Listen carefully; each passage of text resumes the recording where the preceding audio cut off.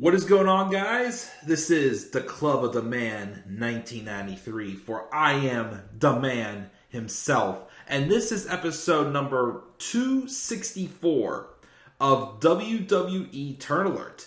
I think we're making history here. For the first time, we have a four-man stable. Well, four-person stable. And, of course, including their manager / wrestler as well. That have seemingly gone to a random babyface turn. I've kind of been holding off on this one for a bit because I wasn't 100% sure.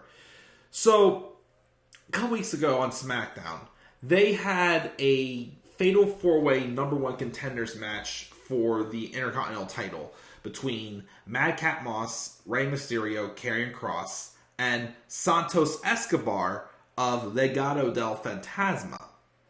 Now, of course, Madcap Moss would win that match, but there will be a backstage exclusive where Rey Mysterio and Santos Escobar showed somewhat of like a little bit of like a sign of respect.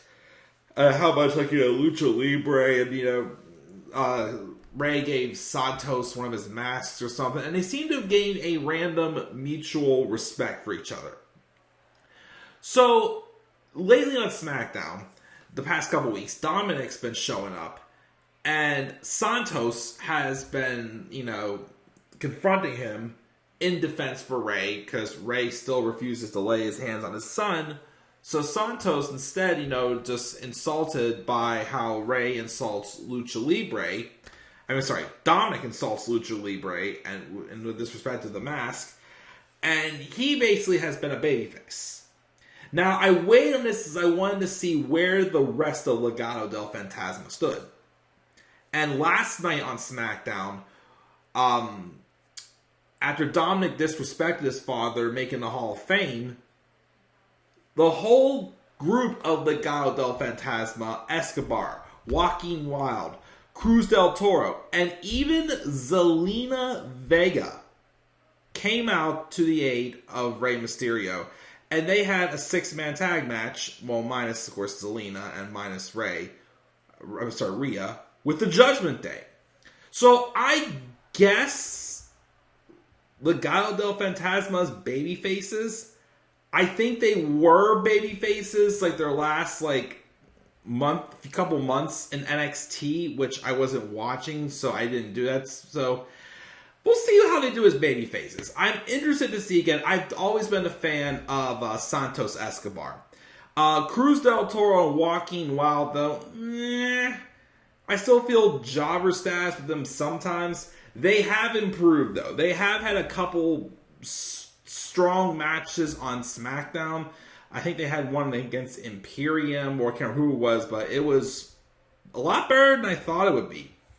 So, maybe these guys can be likable. Again, they were solid when I saw them in NXT.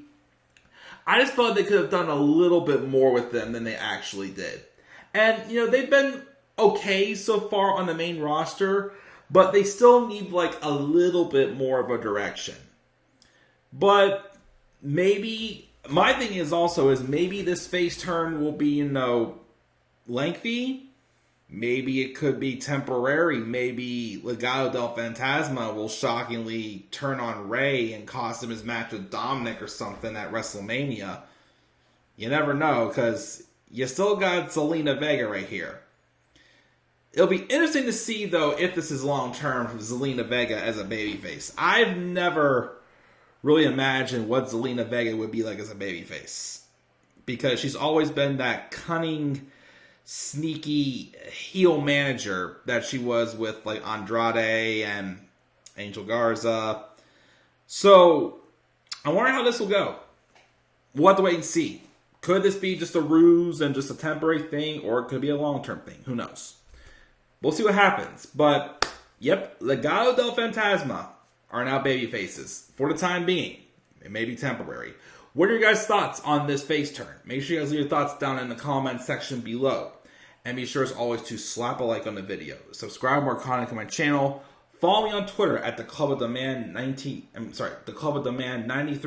and follow me on TikTok and Instagram at the Club of the Man 1993. And as always, guys, please stay tuned for more WWE Turn Alert.